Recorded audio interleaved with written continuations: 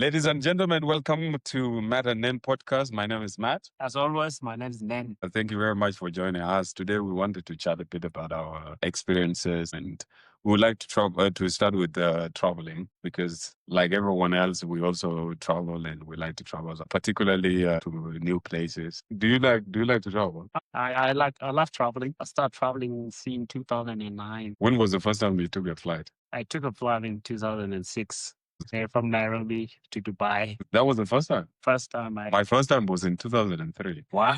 You are a legend. You are a legend. I remember I took a flight, was like one of these humanitarian aircrafts from Nyal in Panjshir County to Lokichogio at the time. So it was my first time. I like traveling. I mean, from then, at the time, I was scared, because that was the first time, I was holding down to the guy that I was traveling with. It was just so funny. I can't imagine how it was for you, the best experience. And I was 11, it's one of the, best memories that I had when I was a little child. Yeah, so my first commercial flight was in 2006 from Nairobi to Dubai, then Dubai to Australia. That was a long flight. Yeah. A lot of I think I did not eat anything until I landed. Well, that was the first time you saw an airplane food. The food doesn't look like the one we eat in Kapuma, so I didn't know what it could do to me. Yeah. And I just let it go and be like, every time that air crew come and say, "Do you need food?" I say, "No."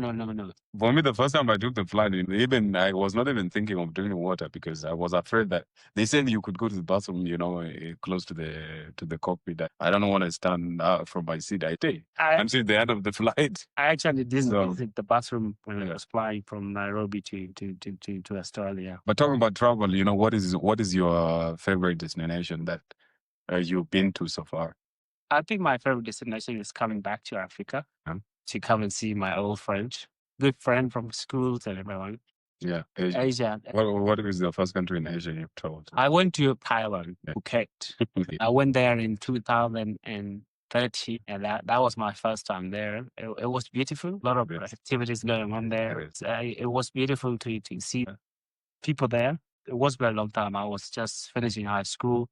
So I was going to university, and each time I have a semester break, I would go to Thailand. Thailand's known for something. It was fun when I went over there, and I was just a young boy. Asia is always my best destination. Singapore and Malaysia and things like that. They're always peaceful. You do whatever you want to do. Yeah, not very expensive, affordable for students. So yeah, Asia is my best destination if I had to go and just relax and enjoy myself. What about you? What is your best destination so far? My favorite destination, I would say it's my hometown. There. It's that's not a destination. Okay, this is where you were. Okay, let's say it doesn't count. Okay, it doesn't count. I would say my favorite destination that I've been to is Greece. Greece. Well, that's where a lot of players goes to for summer holidays, and a lot of things happen there. But yeah, it's a good place. It's a beautiful place. This is beautiful. I mean, it has historical sites, many islands, of course, beautiful sea, and many other things. The food is great, nightlife and stuff. So I like it. So what do you like? What do you like about traveling? Why do you have to leave your home or wherever you live just to go and travel? I mean, for me, traveling is it's a learning process. It's like when you read a book, because sometimes you live in your place of origin, like your homeland, you always believe that it's the most beautiful place. You always think that it's the best place to be. You think it's great. Until you go out, you realize your place is just one of those many places in the world. So for me, it's a learning process also to see the way people behave, the way people interact. You learn a lot. And of course, languages, you arrive in some big airport, and like Dubai, Istanbul, with thousands of people, and you're trying to run around asking people. Sometimes they don't speak a language that you understand, but still you have to find your way. So for me, yeah, of course, it's good for your mental health. You relax. You don't have to talk to anyone. Everyone is minding their own business. So for me, that's what I like. Have you ever gotten lost in a really big airport where you're trying to look for your gate or your transfer desk to go and get assisted? Have you ever got lost? So basically, I got lost in 2019 in Frankfurt airport. That's probably my worst experience. I got lost. I was asking people for my gate. Nobody was helpful. I was doing transit. So my luggage was supposed to get out so that I pick it and then transfer to another flight.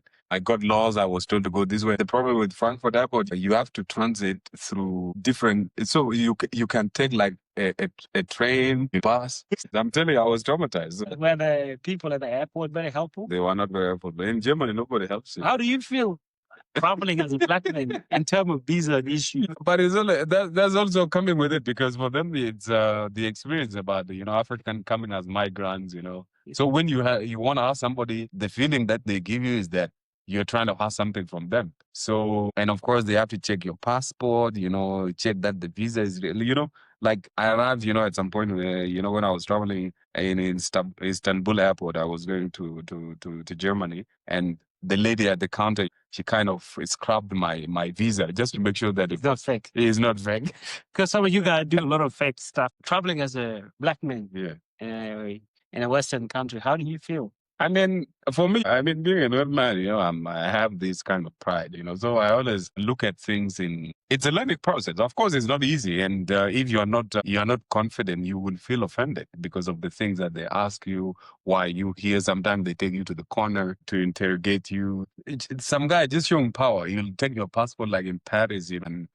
Actually, just before COVID, in 2020, the guy took my passport. He went somewhere in the corner. I was asking him what is going on, and he was not saying. He was just hanging around, walking around. So it's impressive. For me, I was just laughing there because I was telling him, I don't want to come to I don't want to stay in France. I don't want to. I'm just passing by, and I was transiting. So it's impressive. You could write books, but traveling, coming from a country like South Sudan with a low-ranked passport is not easy. So I've watched videos on internet where if you are coming from Africa, you try to go to America or UK or Asia. Normally, the passport control people, they always tell you to go to ATM and actually prove that you have money, put your card in and actually print your balance because you actually supply those data when you're applying for a visa.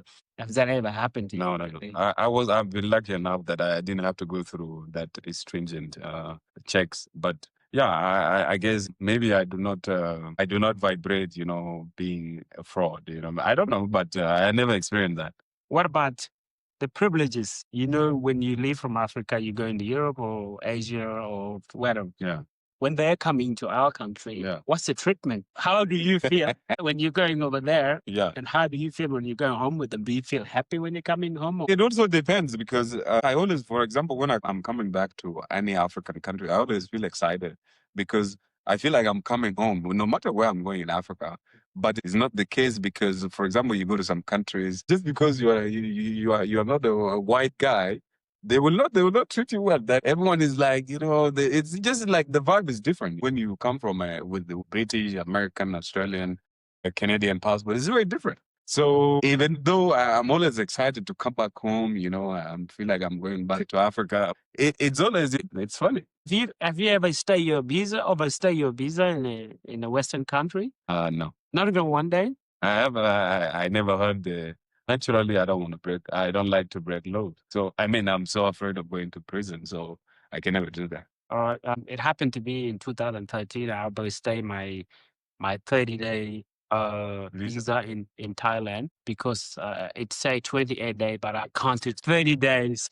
I was stood up somewhere in the airport and said you overstay your visa and this is how much money you have to pay. But being a student, you didn't know what was going on. So I thought 30 days from the day I landed to 29 days. So I didn't know that it was 20 It included the day that you received the visa. Yeah, so I overstayed. But talking about traveling, traveling is great. I prefer to travel in Africa for sure because you just appreciate the thing. But when you travel to Europe, I've traveled to Asia, Singapore, Indonesia, Malaysia, of course, in the Middle East a bit. But it's not the same when you travel in Africa because even though Africa, the border patrol is always kind of shady, but they're not trying to kick you out. They're not proactively trying to get rid of you.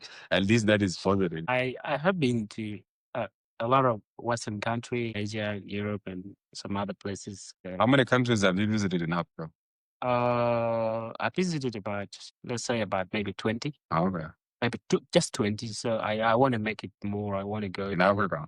Yeah, I want to go to the southern part of Africa, maybe a bit of Western Africa. I've never been to West Africa before. I want to see how it is there and how people are being welcomed, you know. Africa is beautiful because, I mean, you just see the diversity if you go to the north, to West Africa, to Southern Africa, to East Africa. It's just incredible different. And every experience is different. You know, you go to Southern Africa, it's exquisite. You go to Western Africa, music, culture, and everything. You know, you go to North Africa, you talk about the pyramid, you go to Morocco and Sudan, of course. But yeah, I mean, I would say Africa is my favorite place. But in terms of traveling, for example, for you, when you choose a place to travel to, between sea, lake, and mountain, what is your favorite place? Sea, lake, and mountain. Yeah. I don't want to go sea. I would go mountain. But I know you that you don't like to hike. Oh no, I can walk. I can walk and climb. What is that? What is the highest mountain you've climbed? And don't lie to me because I know. I don't think if I ever climbed any high mountain. I just did hill, the small hill. Which hill there you climbed?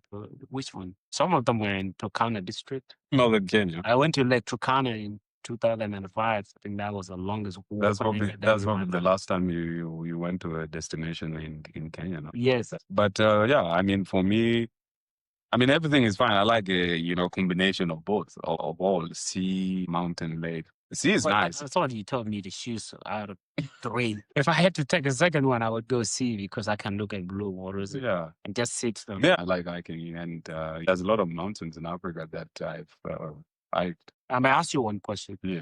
I think in 2024, we had a really, really bad experience when we were going to France. But to be honest, when we're going to Olympic in 2024, not speaking the language was very difficult. People were speaking in French, we were speaking in English. Song in the country is being played in English, and people are saying that they can't hear English. How would you feel with the language barrier when you're traveling to those countries? Do you accept that they're going to treat you that way? That is incredible, and it disproportionately affects many Africans because due to colonization, we only learn the language of our colonizers. For example, with the British colony, even though I like to believe we were not colonized, but we only learned English. And you go to school due to these issues that, I mean, you do not have the luxury to learn languages when you're in high school because you're barely making it, man. So we only learn English. So language barrier is a big issue. If I link it to when you talk about experience earlier, but my first experience actually with language barrier was in Switzerland. In Geneva, I went for work and they gave me information on how to take the bus, and I don't speak French. When you went there, if it wasn't because of you, I think I'll just go back to the hotel because the language people speak there. Was it French or what language? Yeah, it was French. Yeah, those people, and there's people that look like us. You would believe that they could help you. But that is very impressive because it links to what we discussed the other day about languages. You need to promote your language. That's how it is. Everyone promotes the language because it's like when you speak, when you and I are together, do you speak English? No, I speak English. Half of the time you speak English. That's a problem with you, especially when you're getting mad. I don't understand why you speak English. So yeah, I mean, talking about Paris, what are some of the highlights of the trip there for you that you will never erase from your mind? The negative one, for example, from the time you arrive in Charles de Gaulle International Airport. Well, the worst thing that I ever experienced was when we were coming back, when we were going to the airport. You know the line that people line up to go for security check? Yeah. It was empty. There was no one there. Yeah. There was no one lining up. Yeah. I went underneath. I went underneath those ropes, those barriers, and then go to the front line. Yeah. And then the people told me you have to go back to the beginning of the line. And I was missing my flight. I was going to where I came from. Yeah. Then they told me you have to go back. And what I did was I looked at the guy. I said, "You really?" I actually begged him. Yeah, I know. I'm so sorry that I just went under that. But the line will probably take me three or 2 minutes to go around that. He told me go back. I went back. And the guy is black like me. I said, "Brother, is there any petition that you can use?" That was the bad experience that I have. But that is the thing, like there's no privilege. So you have to follow the rules. Yeah, exactly. If it was a person with a different color, the person could have got away with it. But exactly. In France, you cannot get mad because you will be taken out. But if that was my country, I will just walk because I'm missing my flight. I need to understand. Yeah, exactly. But that's the thing, when you are not able to communicate, because when you have a language that is you understand. The passion that you have at speaking will change the minds of the people you have to deal with. Yeah. But when you don't know the language, you're speaking English for them, they think you're arrogant, you know? Yeah. Because they say, well, you don't speak French. And the second bad thing that I have felt was when they played the wrong national anthem Yeah. for us. It was very disappointing. It was the first time for us to Yeah. actually go there and win. This is our first team to ever play in an Olympic Yeah. arena, you know? Yeah. So we were there in the first row. We were ready to celebrate, to call the national anthem. Yeah. Then they played the wrong country. I remember I had to hold you back. You know? I didn't know what happened. I had to hold you back. Sometimes I have to apologize. I was really upset. And You know, that gives you, you know, the mindset that people have, because many people think Africa is one country. Africa is 54 countries. So Sudan and South Sudan, they could not tell the difference. That's why they played the Sudanese anthem, which is not offensive, but still ignore. Our basketball team, you know, was great. We were playing with great team like like USA, like you know, Australia, China. We defeated China, you know, country 1.1. 1.4 billion, and then we made it to the Olympics, and then they play for us the anthem of Sudan. I mean, that was an insult. It was very big insult. And imagine if it was, you know, US and France playing, and then they play, instead of playing the anthem of the US, they play the anthem of Canada. I think that guy would get fired. But I was really mad. And I was holding the flag, and they were trying to follow the flag. And I was like, no, I don't want to show this flag. But the media managed to get me with it. But I remember you were struggling. Remember we went to the ATM to withdraw some money, and for you, because you could not read the French. The French. Well, that's part of experience. Like you have to be ready and learn a little bit of language. Yeah. No, it's important. I mean, that's why for me, languages are very key for life. Yeah. Wherever you go, people get attached to you when you speak the language. Yes. Like for me, if I meet you in the street, I meet you in Mars, or I meet you somewhere, I don't know, in the South Pole, you tell me your name and they try like a new name, I'm going to jump up onto you. Yeah, we met a lot of new boys, especially at the train station, and they started speaking to us in Nuer. That was a good. Languages are good, and for me, I always tell people it doesn't hurt to learn a language. If you have the opportunity, you need to learn languages. We have 64 languages. Once we speak a few of them in the country, but not a lot of people want to learn because they think, I call it language nationalism, because you want to speak your mother tongue and that's it. No, when you go out, you realize that it's nothing. So when you travel, what do you learn? Like, what can you tell people that haven't been around the world, or haven't got their passport yet, or haven't traveled? Like, what did you learn? For me, I would say that what I've learned is that to always be composed, you know, be composed at all times. Don't try to be angry. Don't show that, because there's this perception about, you know, blacks and African, that they're angry, they're violent. So you have to be composed. Even if you see something that is wrong, even though you see people look at you in a certain way, you need to be composed. That is one thing that I've learned. Second, you need to always double check, to have a checklist, to make sure that you have everything that you need. You do your own research about where you're going to. You do research about the places, about language, about also if you can be helped. Because sometimes, you know, maybe you come in a country where people do not, are very social, you know, you interact, I meet in the street, I ask for something and you tell me. Yeah. But you go to countries like where we were, no one will help you. No one. So those are a few things that I've learned, for me, what I've learned from traveling to different countries, sometimes I complain, I said, I don't have this. But when I go to those countries, I see homeless people. So I feel privileged of what I appreciate what I have. So what I learn when I come back from those journeys or those destinations, I come and do a reflection. I appreciate what I have, the people that I have, the family and everything like that. So traveling can give you a more eye open.